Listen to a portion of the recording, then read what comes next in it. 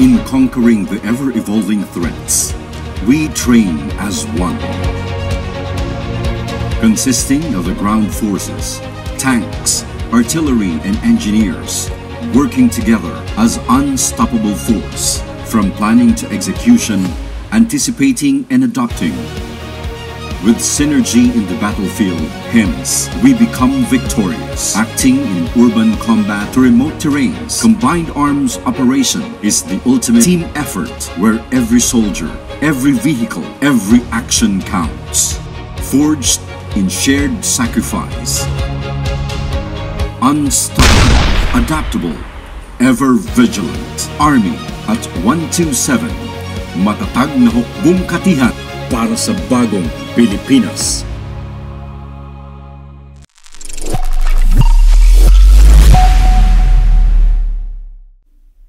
Sa patuloy na pag-arangkada ng Combined Arm Training Exercise o CATEX-Katihan, umaatikabong mga aktibidad at pagsasanay ang pinagdaanan ng mga kalahok na kasundaluhan mula sa iba't ibang Philippine Army Major Units sa buong bansa.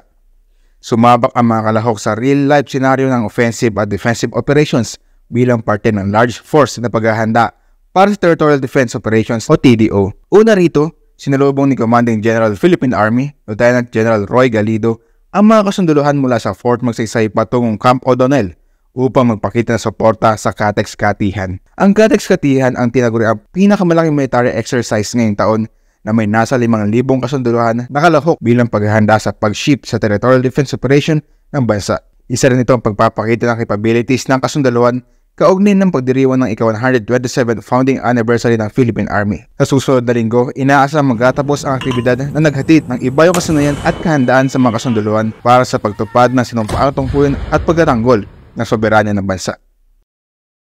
Mula dito sa Kapas Tarlac, ako si Jomari Vallejos, ang inyong kaugnay.